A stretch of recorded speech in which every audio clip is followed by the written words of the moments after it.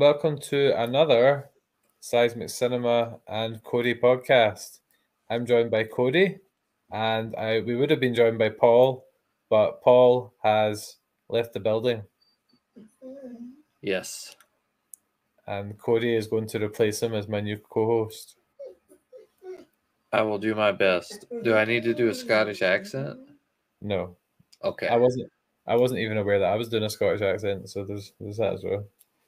All right. So I need Fair to point. I'm contractually obliged to do a cheesy intro, so put your feet up on that cute new droid, B2. It's actually B2 Emo, B2. I don't know how you actually pronounce it. I don't know if you've got that. Yeah, they never fully said it. B2. Grab some haggis because there's a lot of Scottish actors in this show, and prepare to pretend you're not from Ferrex for the next 30 minutes. No. He said he was from Ferrex. Is that not where he's from? He's from... I thought Ferrex was the... don't tell me I've got this wrong already. I thought Ferrex was the planet that he is actually from. Oh, no. Andor. Please tell me I've got this right. No. You... Canary. You're right. Yeah, Ferrex is the adopted one. Okay, well, just pretend I said the other place. I wrote down a few of the key names and a few of the key places so I could refer to them while we're discussing it, but I've failed on the first attempt, so there you go. Right, sorry, here you go. I was gonna say I didn't take notes, but I remember. So I may not remember the names, but I remember people that did things. Yeah, people that did things. So in case you haven't already guessed, this podcast, we're going to look at the first 3 episodes of Andor, which dropped this week. So I'm Colin of Seismic Cinema, and I'm joined by Cody. And Cody, I know you've just done it in the other podcast we recorded, but if you want to just give a quick promo of what your podcast's about. As Colin said, I'm Cody from Dungeons and Podcasts, and I play D&D with other podcasters. It's really cool. You can check it out. Where can they check it out? Anchor, Spotify, Apple Podcasts, Good Pods. It's always my role to do that for us, and I always forget. Like, it's hard to remember all the different places that you put it on. I know for sure they're there. It may be other places. I don't know. Cool. So we'll get right into it. And me and Paul have got this thing where whenever we try and talk about an episode or a film in a linear fashion, it's always rubbish. So I think it's better just to jump into random bits of the show and talk about what we like, anything we disliked, and our thoughts so far. So overall impressions? I enjoyed it, and it was a good slow burn. So I really enjoyed that we got 3 episodes at once, and we kind of built up to something really big happening with the action. And we still don't know exactly how big it is. We know, but Cassian doesn't know exactly how big this is going to be. And so, yeah, I think them releasing all 3 of it was really a smart move. Yeah, because I think originally, I can't remember originally if it was just going to be 1 episode or if it was going to be 2. I can't remember what the original plan was. Right. Me either, but doesn't this make it to be either from the original release date? Isn't this how many episodes we'd have out now? Or would it have been 4? I think it was delayed by a month, which at the time I was quite annoyed about. But was it because of She-Hulk? Mm-hmm. Yeah. Which Kenobi and Miss Marvel came out at the same time, pretty much. I've still not seen Miss Marvel. I probably will go back. I probably will go and watch it one day. It's the only Disney Plus show I've missed, Marvel-wise. So, yeah, I've caught them all so far. Yeah, it's pretty good. Yeah, I'll go back and watch it. We're doing a lot with Obi-Wan in terms of the podcast at the time, so that was taking up a lot of my time. So you're enjoying the show. I had a bit of a weird experience. I was really tired last night, so I watched the first episode and then I fell asleep midway through the second episode because I'd put the heating on and I was getting a bit drowsy. It wasn't because I wasn't enjoying it, but sometimes that just happens in the evening after work. Yep. And I decided to. I rewatched the second half of the second episode last night, and then I watched the third episode before work today. And I would say the third episode was my favorite, Mm-hmm. but obviously the first and second episodes put the building blocks in place for that to happen. Right. Right. And so I still don't really understand what the box does, but it's clearly really important, and it's supposed to be super impressive that he got it. No, I caught that the second time I watched it. That's sometimes the benefit of rewatching it. I think it helps them like track or locate enemy ships within quite a big distance in space, or something like that. So kind of like what the Corpo people were doing, Yeah.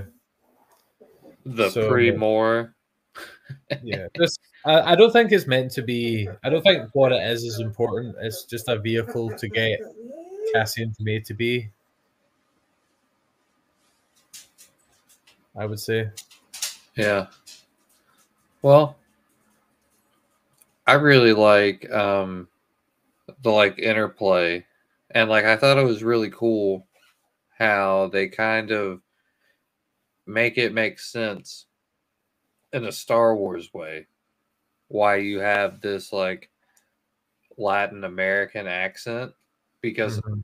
I I'm pretty sure that Diego Luna is the first person to have that accent in a Star Wars film with a speaking role. Yeah, you're probably right. And so I thought it was really cool that they make this planet Canary for him, because it explains it in a way that works completely well for the story that they want to tell Mhm. and for Star Wars fans in general. Because most of the time you're Yeah. hearing like a very high British or a Cockney British or an American accent from characters in Star Wars, even the aliens. Talking about accents, I don't know if it's because I'm Scottish. The Scottish accents really took me out the show a wee bit. I was just, it was just like as Paul said just before we came on, it was like I don't know specifically. I don't watch soaps, but he was saying like there was actors from soaps, and I was like, I don't know. You probably didn't feel it because you're not from Scotland, but I felt like the character Tim. Uh-huh. I feel like his act. I didn't really feel like it was Star Wars when he was talking When because Tim was on. it was just so Scottish. Well, see, I guess that's a really good benefit to being an American, Mm, because like we associate in fantasy like English and Scottish and Irish accents, right? Like elves generally have like a British type accent, mm. and then you've got dwarves who have like Scottish. but so it being in Star Wars feels completely natural as like a fantasy type sound. So I Yeah, guess that's like really cool and something that we don't consider at all. yeah. I've never thought of it like that, but you pointed out, and I'm like, okay, well, yeah, that's definitely not my experience with it. It's just not something we see very often. Like if a Scottish person turned up in House of the Dragon, me and Paul would be a bit like this, and it's happened. There has been Yeah, Scottish people. Obviously, Richard yeah. Madden's Scottish, for example, but so that maybe wasn't the best example. But it does just kind of take you out a wee bit. What about Tim? What did you make of his character? What a piece of shit. What a Snitches, jealous piece of shit. snitches. Like, what a bad man. What a very, Yeah. very bad The, man. the moment's passed, but it was. Yeah, it was sneaky. He got his just desserts, but you can kind of understand why he maybe shouldn't be like fallen or like that. But you can kind of understand someone like Diego Luna, Cassian, hanging about, and she was being quite shifty. Bix was her name. She was being quite shifty pretty much every time he spoke to her. So he obviously did think something was going to be up. Yeah, but like he came off as just like your jealous boyfriend type. So it's like, okay, you don't know what's going on, but at the same time, she doesn't feel comfortable sharing the rebel side that she's engaging in, right? Yeah. So maybe he's already shown tendencies towards her to be just like, I'm not going to disturb the status quo, you know? Yeah.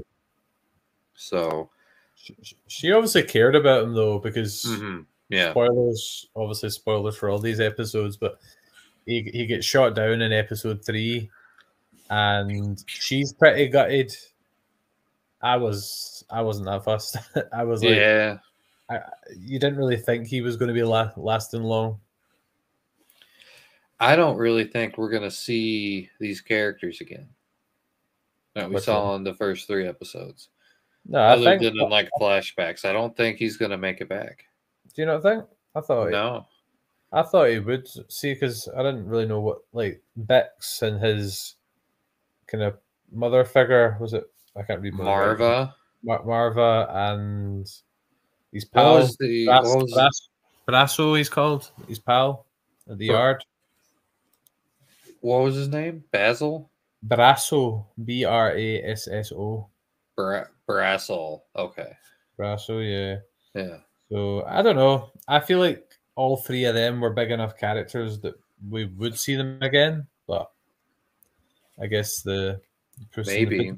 maybe for the season 1 finale. Yeah, like, do you know how Obi-Wan came back to Tatooine for the finale of Obi-Wan? I feel like he probably will come back at some point. Talking about is it Marva? Yeah. I was confused when they did that flashback scene to when she found Cassian on his homeworld, and she had like brown hair and looked a lot younger. Yeah. And she looks really old in the present day, and I was like, was she like pretending to be as old as that? And she's actually younger, and it was a bit of a disguise to make her look feeble. But then I quickly realized that they've been back in time, because she does. Fiona Shaw does look quite old. Like, I'm a massive Harry Potter fan, so I obviously know her as Aunt Petunia, who she was always a lot younger than Richard Griffiths that played Vernon. So she does look very old in this. Do you think she's aged up in the present day, or do you think she was aged down in the older day? The past? If I had to guess, I would say aged down. She's aged because she was in the. Did you? I don't know. You probably haven't. Killing Eve. Have you heard that show? No. It's like a kind of. It's like a show about Russian assassins. It's on a BBC iPlayer, so it's probably more of a British show. So yeah, sorry, right onto a tangent, but that's a good bit to mention. Something I really liked was the way they merged the flashbacks with the present day. I thought that was done really well in the 3rd episode. Yeah, I feel like they've done a pretty good job of presenting the story that we know where it ends, but getting to see the journey is really cool. Yeah, I never understood when people said, "Oh, Cassian's boring." I always liked Cassian's character from Rogue One. Like, I thought he had that side of him where he was doing bad things, like taking down informants, but didn't kill.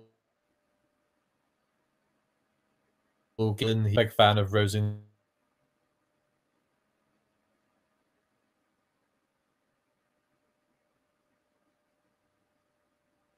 speeches. Oh no, I disappeared for a second there, but I'm back. Okay, you're back. Well, yeah, I always thought Cassian was cool too because we first meet him, and then he's like bang bang kills a guy, and I was like, Yeah. okay, so he doesn't mess around. He's right to the point, but he's a good guy. So I think that technically makes him like an anti-hero, right? Mhm. So, and again, in the first episode, what's he do? He accidentally kills a guard and Yeah. then just in cold blood murders another one. Just like, I'm enjoying the discussion, so hopefully it lets us get through. So maybe a good time to talk about Cassian's backstory a bit. I thought it was an interesting way they did it, and that there wasn't we couldn't there was no subtitles. We couldn't understand what young Cassian and his sister and the family are talking about, which made it quite hard to get at first. But I feel like episode 3 you began to see what was going on a bit more, but there still is a bit of mystery. right. Yeah, that was really, really cool.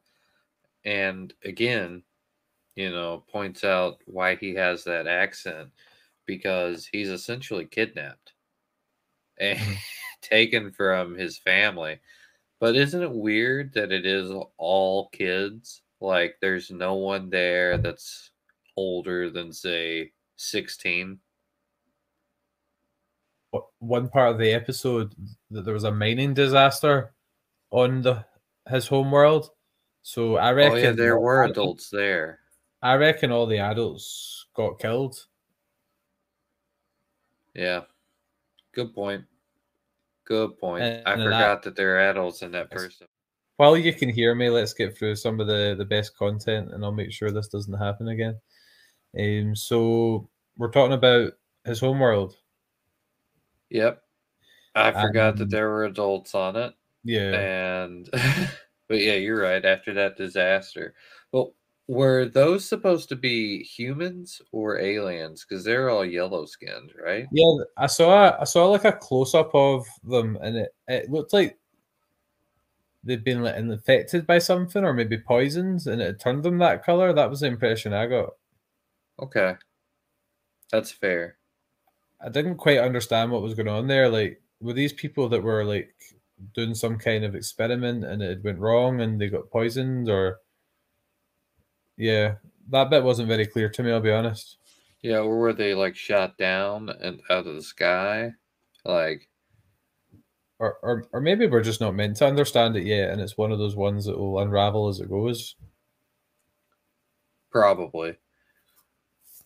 Like, I'm really excited that they got the director and the writer back from Rogue One. I think Yeah, that's really cool. I don't think he's directing. I don't think the director for these episodes. I think it's a different director that's doing the next few.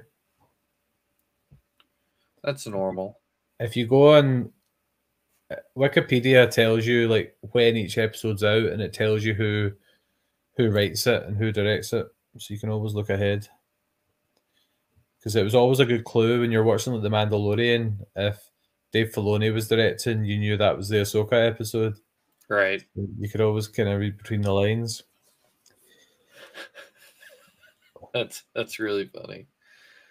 I We haven't really talked about one of my favorite parts of the episode yet. Was I've forgotten the name now, but they're basically like the local law enforcement. Yeah, the Pre-More Yeah, guards. I wrote down the name. Cyril is the main guy's name, the guy that's kind of taken over the short term like command. The so the like the deputy Yeah, inspector. the young guy. I really like his character and his desire to prove that Cassian killed these people, because that's obviously the major plot point across the 3 episodes, I would say. Yeah, I thought it was really funny that you have his boss saying, "No, no, no, no.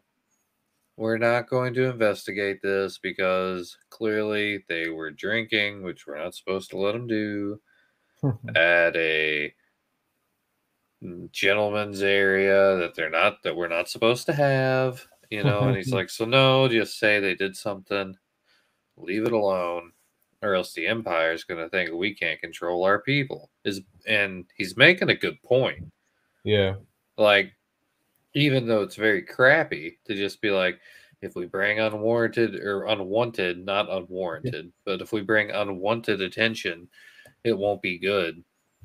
But yeah, he just completely says no. And it introduces probably my favorite character I've ever had in Star Wars that wears an Imperial uniform. Who's Like that? the one guy he calls in the middle of the night once they realize it's Cassie and Andor. And he's all like, "Oh, sir, yeah, absolutely. We're gonna have to go in there and like kill Is it the, everybody. I is it the other understand. Scottish guy? I think so. Mosk? Is that his name? I wrote down Mosk. Maybe. Let Is it me look at it. the wee short guy that gives the wee speech? He's the large guy. He's like the leader of the like fighters he gets. Yeah, I really liked him as well. I think they were actually my favorite part of the whole 3 episodes was Yep, the that's him. security guys. Linus Mosk. That's him. Yep. So cool. Uh yeah, like he looked like a character from Star Wars The Old Republic, which is that MMORPG. Yeah. Have you ever played that? I've not actually played it. I actually got it as a gift once, but the PC I had at the time wasn't compatible. It turns out it's online play only. So basically, back in the prehistoric times of the internet, I didn't have the capabilities to play it. So unfortunately, that's like a big. I've got obviously big Star Wars knowledge from the TV shows, books, and films, but that's actually an area that I've yet to really venture. Well, one of the body types you can choose in there is basically his body type. And you can be like an Imperial officer. And so, like, it just reminded me of like people running around as officers with that body type. And I was like, yeah, exactly. That's literally a person in real life. This is where there's a kind of grey area because you've referred to them as like an imperial, but they're not really imperial, are they? They're more just like the Yeah. local law enforcement. Yeah. They are. And I guess they're just like an extension though, because they still have like it's like just like the inspector, like what he was saying, like, you know, I have to go give a speech to the Imperials about this, and so as long as I'm not shaking things up, it'll be fine. And I think he froze again. But so they're not technically Imperials, but they're answering to them, and I think it's just another way. Oh, you're back. And I think it's just another way that they exert control, the Imperials, because they're like, oh, hey, you know, we're not going to put our own troops on these planets, but you guys are going to monitor them for us. I think the best system is we're just going to have to accept this will drop occasionally. So if you just continue your prior thought, I'll jump back in. Just being creative. So yeah, what I think is, do you not think because they're ignoring certain things, do you not think ultimately they'll be replaced when the Empire tighten their grip? Like I their place think, will get replaced. well, I think it's very interesting because him, the deputy investigator or inspector, whatever, him taking it this route has lost the lives and probably reputation of the Premor Corporation, right? But I also think if he rats, which he would, on his boss, that he would be rewarded by the Empire. So I think they're kind of like showing him, you shouldn't have done this. Like, look at what you did. You got all these people killed, which is why you're mad in the first place. But now it's going to cost you your job unless you do this. I think it goes back to what we said in the House of the Dragon. Like, none of these people are great. Like, Cassian's a murderer, Uh-huh. probably, and steals things and a bit sketchy, but he's also the main protagonist as well. And Bix is a fencer. She finds buyers for stolen goods. yeah, and they basically pay off the people that come in, like with the like salvage ships, and Mm-hmm. they get to keep all the goodies as well. So we spoke about the box earlier. So Skarsgård's character Luth, I can never read my writing. Is it Luthen? Is that his name? That looks like what Let's that see. says. It's not going to be Luther. I think it's Luthen.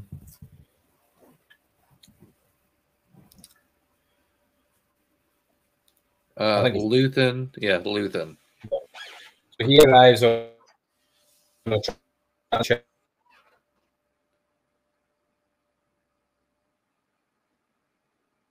Yeah, he arrives, and I thought it was really funny, personally, because he asked his pilot, he asked the droid pilot,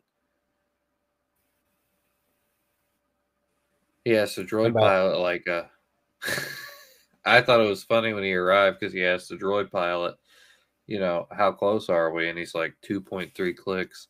And he's like, nowhere closer. And they're like, nowhere safe. And it's funny because I've had that conversation with players on the podcast where it's just like, how far, why do we have to walk 3 miles to get there? And I'm like, because you couldn't park next to it. It wasn't like you couldn't do it. So, that's canon now, guys. Yeah, you can't park close to where you're going. Yeah, that's a feature in Star Wars as well with the start of Rogue One. Mm-hmm. So Luthen eventually meets him in like a kind of abandoned warehouse hangar sort of thing. They actually released that 10-minute scene before the show. But I feel like it was longer in the actual show. I feel like they still cut some of it out. And even though I'd already seen it, I absolutely loved that scene. I think his character is fantastic. Mm-hmm. Like, I liked it when, like, Cassian has the gun directly on Luthen's forehead. And he's like, don't you really want to fight these bastards? And it's like, yeah, that's awesome. That is so cool. It's like, yeah, he does. I love when he put the. Remember he How he put the put the ball. charges? Yeah, all the charges. Basically, always work your exit beforehand, or it was something like that. Yeah, he said, like, always know your exit.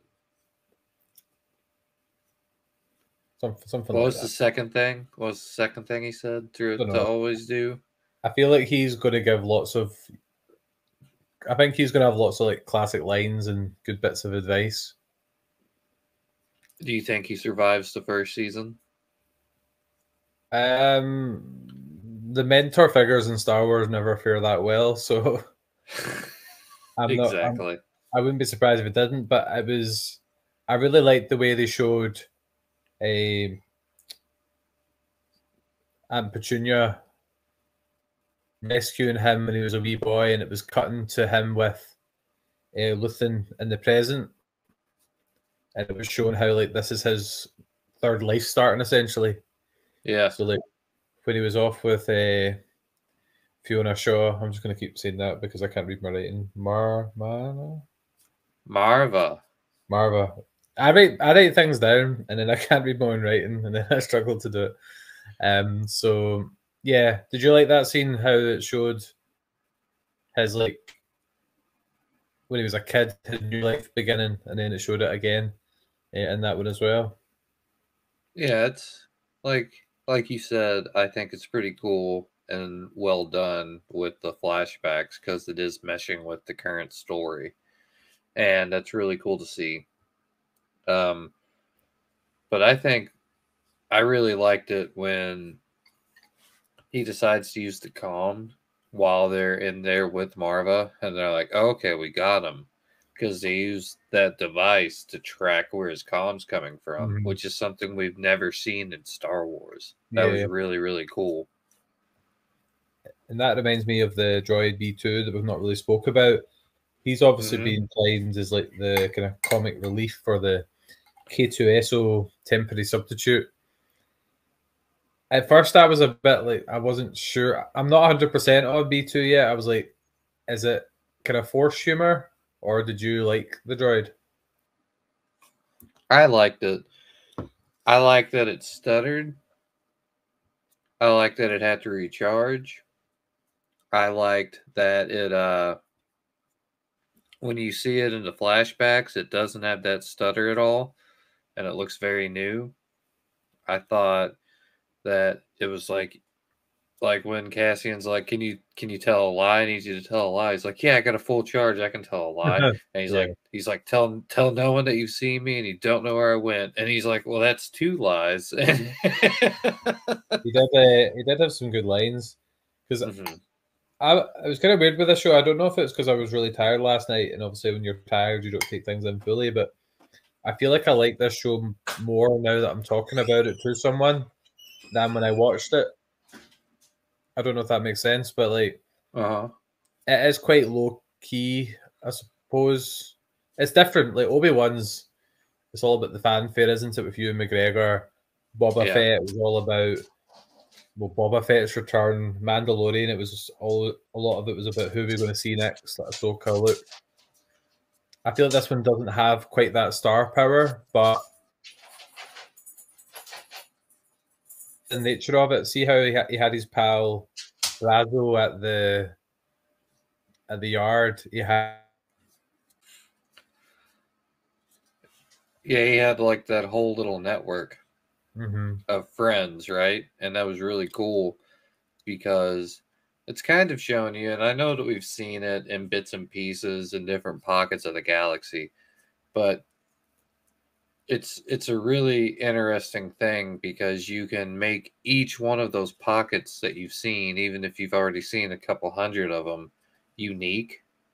Just like how, while none of these people are necessarily ready to pick up arms and fight, they are just saying, like, we're not going to listen to Mm-hmm. your rules, we're going to play by our own. And so it's like, like they kept saying, it's fomenting, you know? Yeah, I liked those wee moments. I really liked Aunt Petunia's wee speech when she was sitting in the house, basically just winding up the guards. I thought that was really good, and I like seeing how this everything is just impacting on the little guy. Yeah. I thought that was one of the strongest aspects of it. There was something else that came to mind. That's why I like the way we do these reviews. When you talk about something, you automatically think of another point you wanted to mention, and it just kind of spirals from there. The guy with the hammer that was in the Yeah. trailer. Ooh. Like when he goes like that, he like takes that like deep breath and like flexes.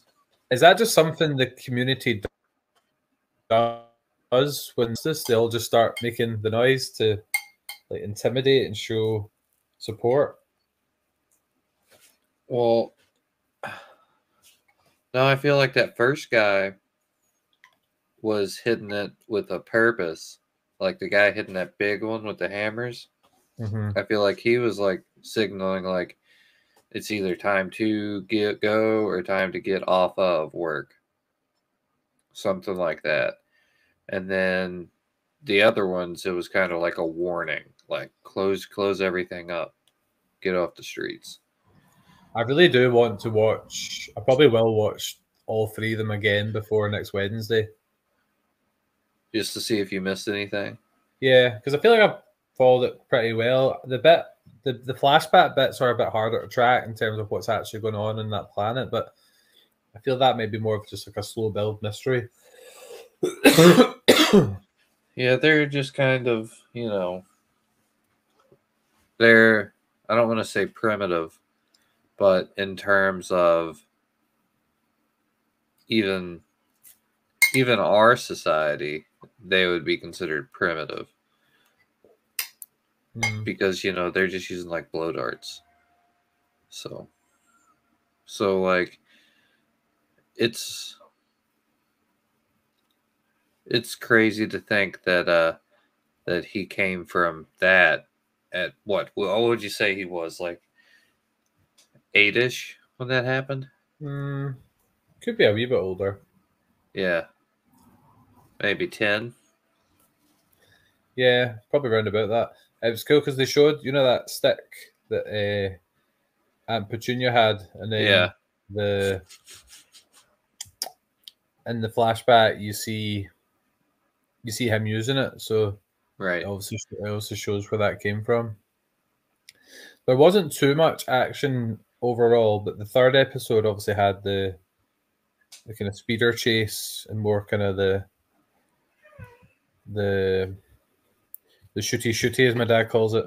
The shooty, yes. My dad watches a lot of the Star Wars shows nowadays, which is nice, and he always calls it shooty bang bang. These kind of episodes. So yeah, that was good. There was a bit more action in the third episode. Oh, definitely. I mean, I don't think he meant to set all that stuff down.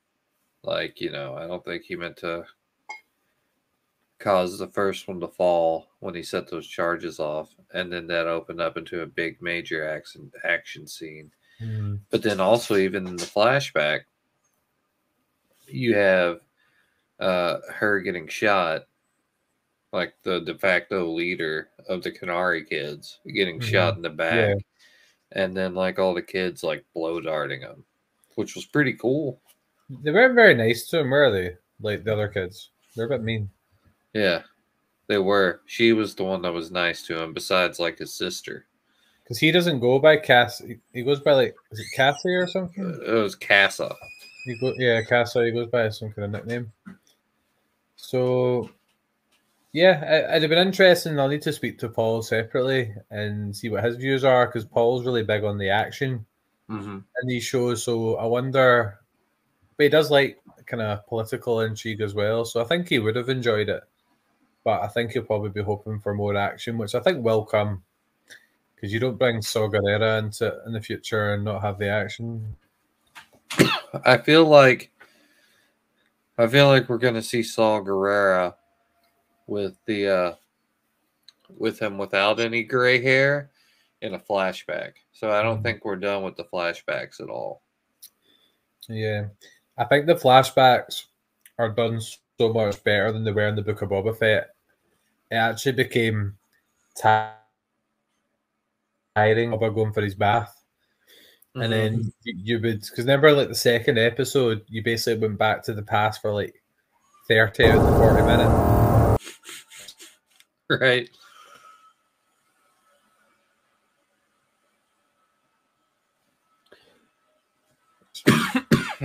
I would agree that the flashbacks are just done really well, but like it is interesting because you have no idea what they're saying. Yeah. Thanks for your patience, and there's any connection. It's weird. I think I'll probably do them in my own house, so just to be safe in the future. But I've really enjoyed the conversation. It's our second podcast together, but I feel personally the discussion flows pretty well, so it probably doesn't seem like that to the outsiders.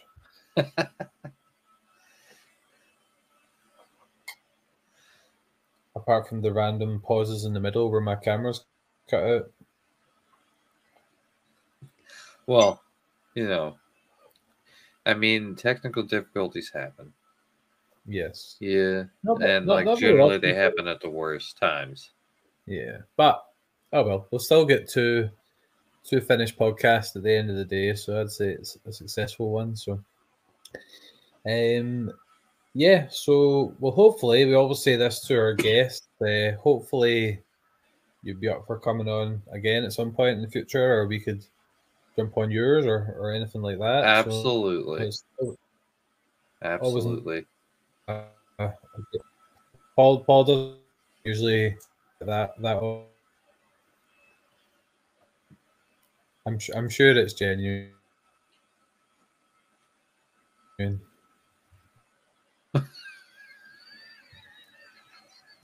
It's a weird one. It goes like so well for like 10 minutes, and then it just starts doing that Yeah. again. Yeah. But I think we'll finish off there while we're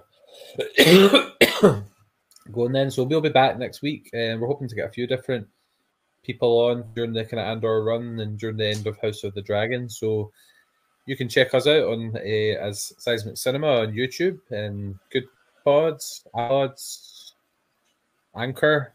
I think Colin wants me to say that I'm Cody from Dungeons and Podcasts, and you can catch me on Anchor, Spotify, Apple Podcasts, and Good Pods. That's what I know for sure. We should.